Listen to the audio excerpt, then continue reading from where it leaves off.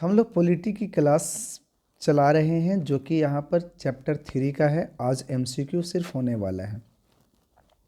एक बार इसको ज़रूर देखिएगा क्योंकि इसमें बहुत सारे चीज़ आपको देखने को मिलेगा जो आपको याद भी है और जो याद नहीं भी है। इसमें कॉन्सेप्ट क्लियर भी हो जाएगा, आपको कोई चीज़ बताए भी जाएंगे जो कि एक भी छूटेगा नहीं।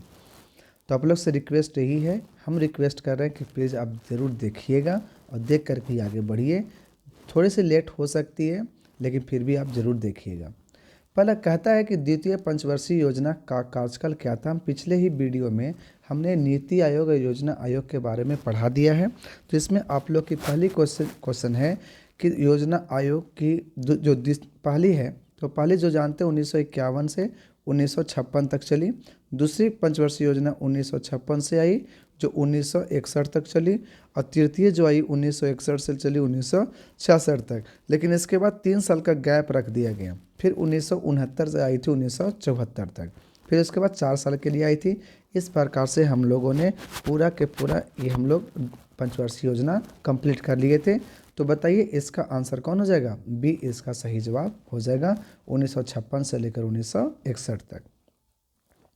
कहता है भारत में वित्तीय वर्ष कब होता है? वित्तीय वर्ष मतलब देखिएगा कि बैंक में ज़्यादातर कामकाज कब खत्म करने का लोग प्रयास करते हैं। तो ये जो वित्तीय वर्ष जो स्टार्ट होती है हमारे भारत में 1 अप्रैल से शुरू होती है जो 31 मार्च तक चलती है। ठीक है, तो यानी स्टार्ट कहाँ से हो जाएगी? 1 अप्रैल से लेकर के 31 मार्च तक। वित्तीय वर्ष भारत में होती है कब? 1 अप्रैल से 31 मार्च तक।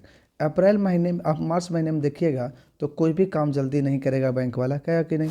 हम पहले जितने भी काम पेंडिंग है सबको पहले निपटारा करना होता है। बैंक में बहुत सारे काम होते हैं, डेली का डेली ब्यौरा देना होता है, आरबीआई के पास भेजना होता है उसके। तो इससे देखते हो कि बैंक में 4 बजे तक काम बाहर लोगों के लिए बंद हो जाता है और फिर भी बैंक के लोग कर्मी लोग अंदर रहते हैं और सारे काम करते रहते हैं। कहता है अमूल का संबंध किससे है? अमूल का समझना था कि अमूल का बहुत कुछ आता है जो कि आपको दूध से है। इसका संबंध किससे मिलेगा?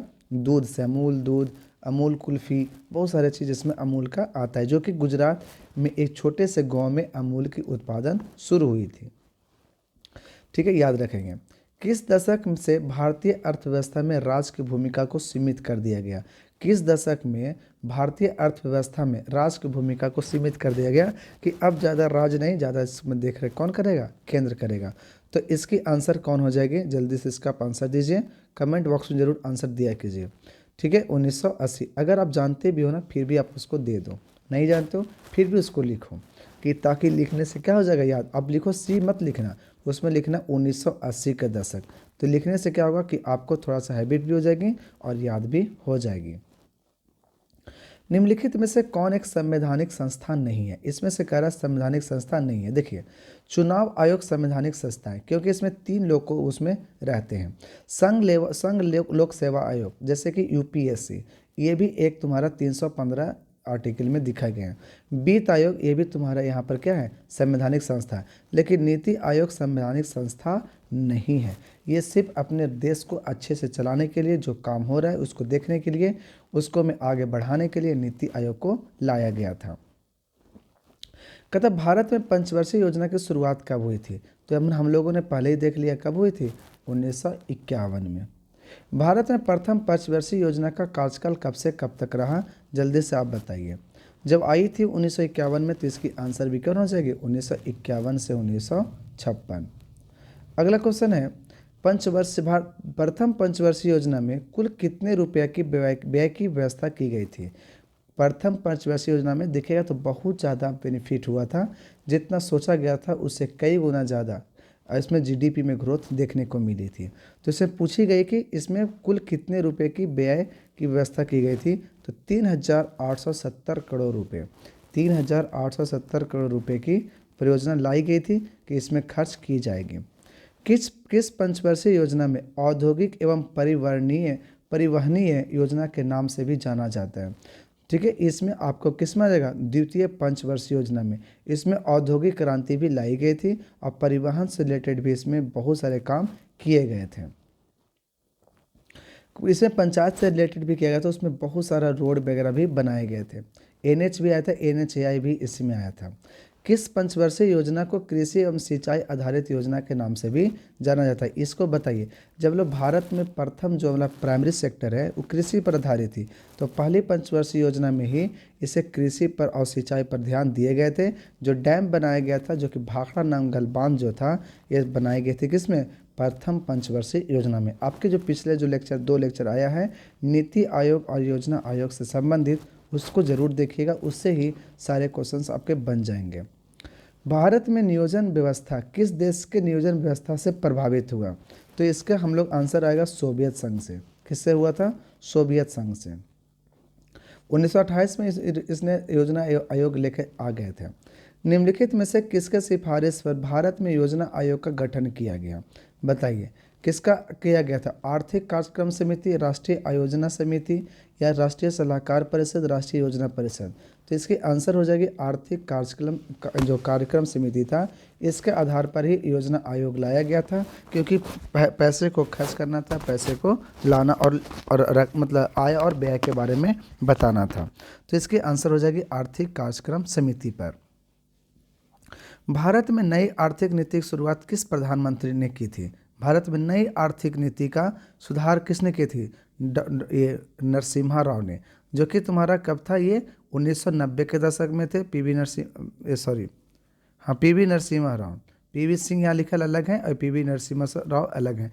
इसमें ही एलपीजी रिफॉर्म लाया गया था, लिबरलाइजेशन, प्राइवेटाइजेशन और ग्लोबलाइजेशन, ठीक है, यहाँ पर लाया गया था, जिसमें वित्त मंत्री कौन थे, मनमोहन सिंह, जिनका अभी कुछ ही दिन पहले निधन हुआ था।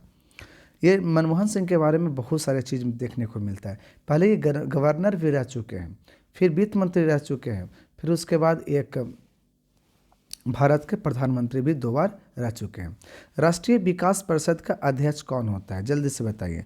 भारतीय विकास परिषद का अध्यक्ष कौन होता है, राष्ट्रपति, उपराष्ट्रपति, प्रधानमंत्री या मुख्य न्यायाधीश। तो इसकी आंसर आती है प्रधानमंत्री। राष्ट्रीय विकास परिषद का अध्यक्ष कौन होता है, प्रधानमंत्री। 15 है, राष्ट्रीय विकास परिषद का गठन कब हुआ था। देखिए, राष्ट्रीय विकास परिषद बाद में आया था पंचवर्षीय योजना के बाद, तो ये होगी 1952 में। कब हुई थी, 1952 में इसकी गठन कर दी गई थी। राष्ट्रीय विकास परिषद के सदस्य कौन होते हैं, देखिए इसमें राज्य के सभी मुख्यमंत्री होते हैं, योजना आयोग के सदस्य भी होते हैं और मंत्रिमंडल के मंत्री भी होते हैं, लेकिन सारे मंत्री नहीं, 4 मंत्री होते हैं। तो ये हम कह सकते हैं इसके आंसर कौन हो जाएगी, उपयुक्त सभी। 1938 में राष्ट्रीय योजना समिति की स्थापना किसकी अध्यक्षता में की गई थी। 1938 की जब बात कही जा रही है तो राष्ट्रीय आयोजन जो समिति है, इसकी स्थापना किसकी अध्यक्षता में की गई थी, तो पंडित जवाहरलाल नेहरू। हरित क्रांति के सर्वाधिक लाभ निम्न में से किस अनाज में हुआ, मक्का, चावल, दलहन, गेहूँ। तो हम लोग जानते हैं कि सबसे ज़्यादा जो इसका फायदा हुआ तो गेहूं के उपजाऊ में हुआ था। जय जवान जय किसान का नारा किसने दिया था, तो सब लोग जानते हैं इसको, किसने दिया था, लाल बहादुर शास्त्री, जो हमारे द्वितीय प्रधानमंत्री बने थे, जो ताशकंद में उनके आकस्मिक मृत्यु हो गई थी, जो अभी तक उसमें संदेहप्रद है कि पता नहीं चल पाया कि क्यों उनका मृत्यु हुआ था, लेकिन सब लोग बोलते हैं हार्ट अटैक से।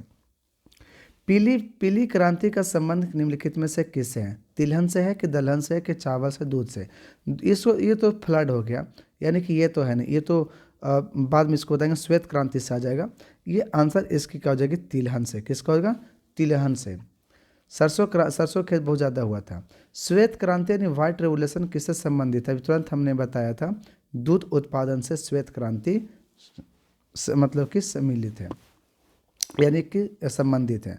श्वेत क्रांति की शुरुआत भारत में किस राज्य से की गई थी, आपको हम बता चुके हैं कि ये आपका गुजरात में ही स्टार्ट हुई थी, जहाँ से अमूल निकला है, तो आंसर क्या होगा, गुजरात। श्वेत क्रांति के जनक किसे कहा जाता है, Verghese Kurien, MS. Swaminathan, Norman Borlaug या पी.वी. महालनोबिस। तो आंसर इसकी होगी वर्गीज कुरियन। कौन थे इनके, वर्गीज कुरियन। अमूल नामक सहकारी आंदोलन किस शहर से शुरुआत की गई थी, पटना से, गलत बात है। जयपुर राजस्थान, गलत बात है। बरौनी बिहार में, गलत बात है। आंसर इसकी कौन हो जाएगी, आनंद से, और ये आपके कहाँ है, गुजरात में। ऑपरेशन फ्लड जो है किससे संबंधित है, अनाज से, दूध से, फूल से, तिलहन से। तो इसकी आंसर है कौन सा, दूध उत्पादन से ऑपरेशन फ्लड संबंधित है। भारत में 10 मिनट से 11-12 मिनट का वीडियो बनाएंगे 30 क्वेश्चन का। भारत में 14 बैंकों का राष्ट्रीयकरण कब की गई थी? भारत में 14 बैंकों का राष्ट्रीयकरण कब की गई थी? 1969 में, जब चौथी पंचवर्षीय योजना लाई गई थी 1969 से लेकर के 1974 से। और इसमें जो ये पंचवर्षीय योजना जो प्रस्तुत किए थे, और ये कौन थी? इंदिरा गांधी ने प्रस्तुत की थी। ठीक है। नियोजन विकास के लिए कितने लक्ष्य होने चाहिए? तो इसका नियोजन विकास के लिए 3 लक्ष्य उसमें निर्धारित की गई थी। सामाजिक न्याय के साथ विकास किस पंचवर्षीय योजना के मुख्य उद्देश्य था? कौन सा? सामाजिक न्याय के साथ विकास। तो ये 5वीं पंचवर्षीय योजना जो आपको देखने को मिलेगा 1980 के 80 से 19 देखिए क्यों 1974 से 1978 तक रहा। ये यही 5वीं पंचवर्षीय योजना 1974 से 1978। फिर देखिए 1951 से 1956 पहले रहा, फिर 1956 से दूसरा है 1961 तक रहा, 1961 से चला 1966 तक चला, और इसके बाद 3 साल का गैप हो गया। 1969 से चला 1974, और 1974 यहाँ से चला 1978। यहाँ पर 4 साल का ही रहा था, क्योंकि यहाँ पर मोरारजी देसाई की राज आ चुकी थी, जनता पार्टी की।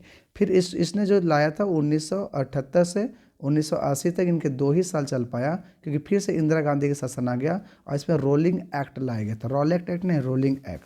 और इसके बाद आपका 6ठी पंचवर्षीय योजना 1980 से 1985 तक चली, और फिर 1985 से चली 1990 तक, और फिर इसके बाद 2 साल की रेस्ट लिया गया, और 1992 से स्टार्ट हो गया 1997 पर। इस प्रकार से फिर 5-5 साल के लिए लाई गई। ठीक है। तो ये पंचवर्षीय योजना में ही 5वीं पंचवर्षीय योजना में ही विकास का भी सामाजिक न्याय के साथ साथ किया गया।